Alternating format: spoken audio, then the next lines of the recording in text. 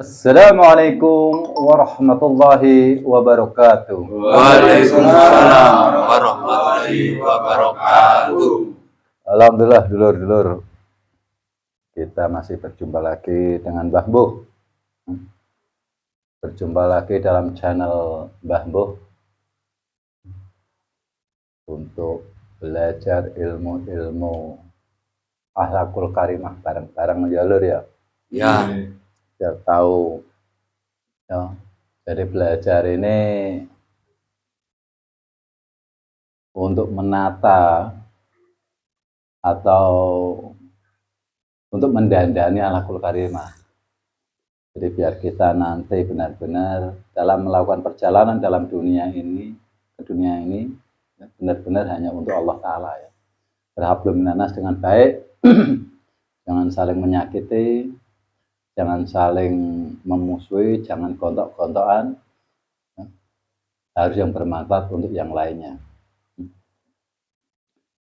Karena kalau kita sudah di dunia ini sudah hanya mencari kepintaran-kepintaran, akhirnya timbulnya gontok-gontokan loh. Timbulnya nanti gontok-gontokan merasa benarnya sendiri, menyalahkan satu dengan yang lainnya. Akhirnya bukannya menjadikan perdamaian, tapi menjadikan kekisruhan.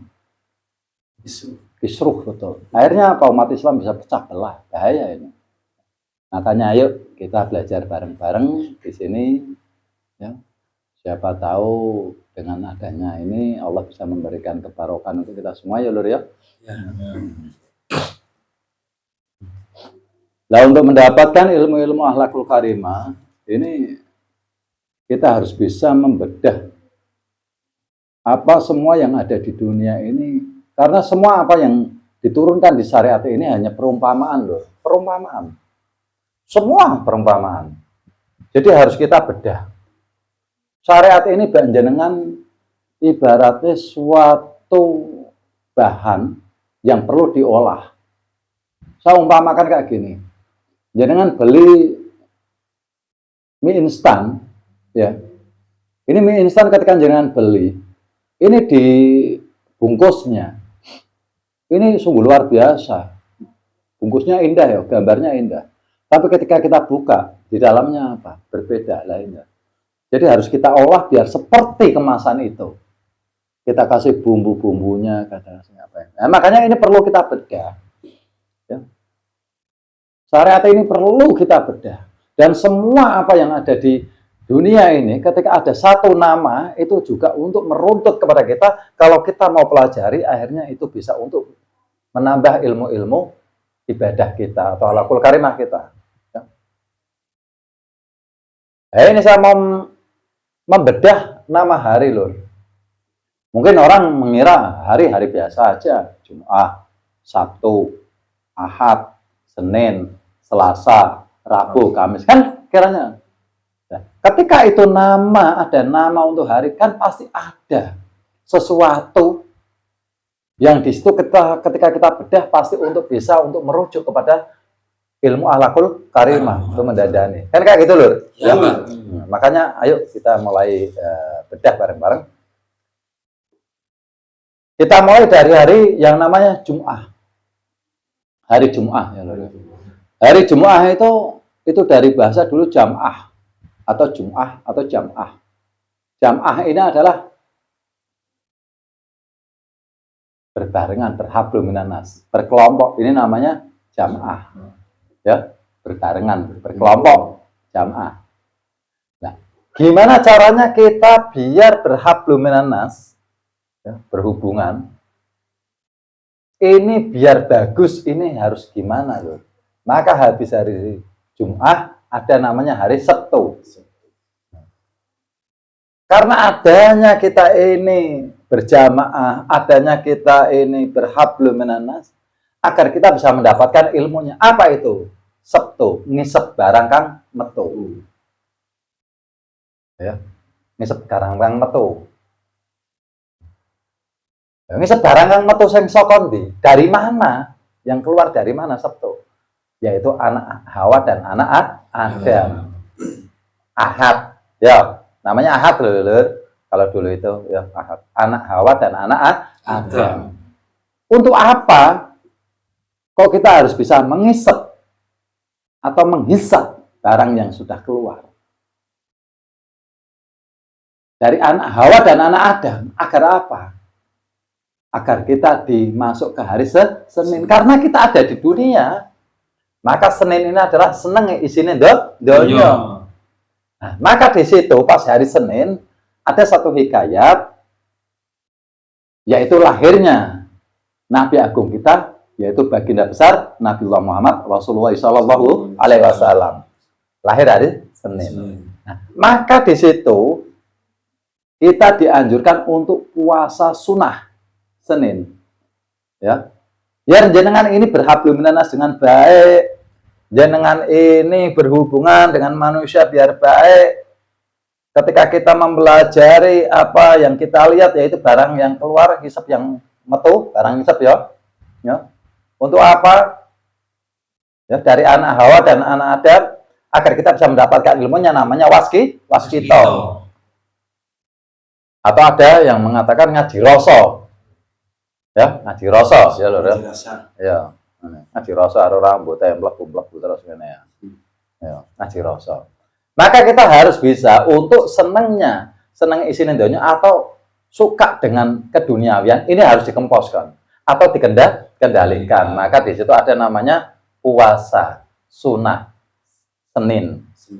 Pernah dengar ya? Itu ada di kajian Bambu ya, puasa sunnah Senin Kemis itu. Nah di sini. Berarti apa? Kita disuruh bertirakat, ngrekso. Akhirnya setelah hari Senin ada namanya hari Selasa. Ya kuwi senajan loro tur soro. Karena orang bertirakat ini benar-benar mengendalikan diri benar-benar. Walaupun sakit, walaupun kita berat, tapi harus kita lakukan untuk bisa mengendalikan. Jangan sampai kita terbujuk rayu atau dengan kita terkepincut, tergoda dengan gemerlapnya dunia. Itu ada dalam sejarahnya Nabiullah Adam. Maka keluarlah doa yang namanya Rabbana dzalamna anfusana wa illam taghfir lana wa tarhamna lanakunanna minal khasirin. Ya, itu doanya Nabiullah Adam ya. Pada waktu itu diturunkan dunia karena Nabiullah Adam tergoda oleh bujuk rayu iblis mendekati pohon itu. Ya, artinya pepaiseng donya, gemerlapnya dunia. Akhirnya kita disuruh puasa untuk mengendalikan diri kita walaupun dengan sakit dan sengsara, senajan loro tur soro. Itu harus dilengkapkan lagi. Maka ada namanya hari Rebu atau ngrekso lan bobot, harus kita terus. Selama di dunia itu banyaklah kita bertirakat. Ini untuk mendapatkan ilmunya. Agar apa? Kok harus selalu kita ini ngrekso dan bobot? Harus selalu kita jaga agar kita nanti bisa ke hari Kemis. Krono kepingin mlebu ing suwarga. Ya, Kemis krono kepingin mlebu ing suwarga. Kemis ya. Kowe kepingin mlebu ing suwarga. Kemis. Maka untuk kita ini bisa benar-benar terijabahi oleh itu, kita harus bisa namanya ngempos rasa. Maka ada lagi apa? Sunnah puasa Kemis. Ya. Benar ya? Puasa Kemis loh. Ingat ya. Jangan harus ingat. Ya. Nah, baru kita nanti bisa berputar dengan baik. Itu ada 7. Maka ketika jenengan bisa menjalankan itu semua, jenengan akan selamat melewati namanya jembatan Shiratal Mustaqim. Itu udah ada kajiannya. Itulah. Jadi semua ini harus kita bedah. Akhirnya kita tahu. Oh, jadi kita di dunia ini jangan sampai terlena atau tergoda dengan gemerlapnya dunia, dengan keindahannya dunia. Ya. Kita harus benar-benar bisa mengendalikan diri atau ngrekso lan bobot atau mengendalikan diri. Ya, Lur ya? Iya. No. Insya Allah kalau jenengan benar-benar ini dikaji, masukkan ke dalam hati, diikat, lalu jenengan tindakan sebagai tindakan namanya thariqah. Insya Allah Lur, kalau Allah memberikan ijabah kita pasti akan selamat kayak gitu. Ya Lur ya. Ya. Jadi benar-benar harus bisa kita kendalikan Lur. Jangan asal-asalan. Ada semua kok. Ya. Kemarin udah ada hari ya, hari. Angka udah itu di kajian Mbah Mbuh. Kalau dulur-dulur yang baru menemukan channel Mbah Mbuh itu sudah ada ya, kajian Lailatul Qadar juga ada, jembatan Shiratal Mustaqim ada, angka ada, ini hari ya. Jadi yang pertama adalah hari Jumat, itu dari bahasa namanya jam'ah. Jam'ah ini apa? Berkumpul atau berhablum minanas dengan baik. Dengan apa? Kita harus bisa ngisep barang kang metu, barang sing metu. Artinya apa? Kita harus bisa mengkaji rasa ataupun namanya waskito. Dari apa? Anak Hawa dan anak Adam, adanya manusia. Ya. Untuk apa? Biar kita nggak kepincut. Senengnya isinya donya tidak kepincut. Dengan gemerlapnya dunia, kita harus bertirakat walaupun sakit, walaupun sengsara, senajan lorotor soro. Direkso lan dibobot. Karena apa? Kepingin mlebu ing swarga. Karena kita ingin kembali ke surga. Kita ini adalah makhluk surga.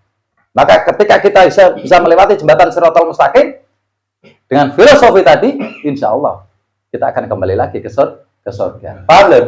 Paham. Ada yang mau tanyakan? Ada? Pak, Ya. di hari kan ada yang namanya pon, wage, kliwon gitu ya. Oh, pasaran itu. Pasaran. Berarti itu pasar-pasaran.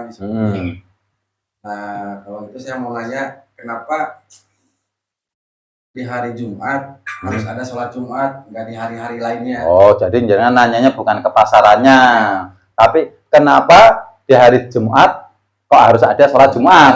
Kenapa nggak ada hari Sabtu? Ya. Sholat Sabtu, ya semua itu sholat ada. Ya. Tapi untuk jenengan ini bisa berjamaah atau berkelompok atau berhablum minanas dengan baik, jenengan harus benar-benar berkumpul. Nah, ketika jenengan berkumpul, ini dengan apa? Dengan jenengan membawa dua ilmu atau dua tuntunan, yaitu Al-Quran dan Al-Hadis, syariat dan makrifat. Maka sholat Jumat berapa rakaat? Dua. Sebelum jenengan sholat, jenengan pasti diberikan wejangan atau dalam bahasanya khotbah. Nah, ya kan? Ya. Ada khotbah. Artinya apa? Jenengan harus bisa mendapatkan tuntunan, yaitu pitutur engkang jelas. Artinya ilmu-ilmu, ya. Ya, bahasa-bahasa yang bagus kayak gitu. Ya kan? Ya. Banyak hablum minanas. Ya. Betul, hablum minanas. Loh, karena itu penting. Ya. Untuk menuju ke hablum minallah, jangan harus lewat namanya hablum minanas, nggak bisa. Ya. Nanti ada itu suatu saat, nanti kapan saya kaji itu. Kenapa kok kalau menuju kepada Allah harus ke hablum minanas dulu, itu nanti ada, karena ini kajiannya di pembedaan nama hari-hari. Ya. Nah, jadi penting. Lah, kalau hari Sabtu, Ahad, Senin, Selasa, Rabu, kenapa kok ada tapi di musola, nggak di masjid? Nah, karena dalam satu minggu ini untuk apa? Guyub rukun semua, lingkupnya luas. Maka sholat Jumat ini ada yang mengatakan, mungkin di ahli fikih juga mungkin lebih paham, kalau saya maaf kalau ada salah-salah atau apa. Ini biasanya harus yang jamaah ini minimal 40 orang atau 41 orang itu kalau nggak salah. Ya, betul ya? Nah, 40 apa 41 Lur? 40 ya. Artinya apa? Sifat 4 kita ini harus kita kendalikan menjadi 0. Untuk jenengan bisa berhablum minanas dengan baik, jenengan bisa berjamaah dengan baik. Paham? Maka ketika jenengan meninggalkan sholat Jumat sampai 3 kali, maka jenengan kafir, ya tidak selamat. Jenengan tidak bisa berhablum minanas secara 3 generasi, yaitu harta, tahta, wanita, secara 3 periode, yaitu apa? 0, 40, 40 sampai 60, 60 sampai hayat. Jenengan tidak pernah berhablum minanas. Jenengan mau makan apa? Jenengan mau hidup dari mana? Ya, ingat, kita mau makan 1 piring aja, ini memerlukan orang banyak yang menanam padi, yang membuat piringnya, yang bikin bumbunya. Ayo, membutuhkan nggak? Ya, kita ini nggak bisa individualisme, nggak bisa. Maka paling penting, maka kaji.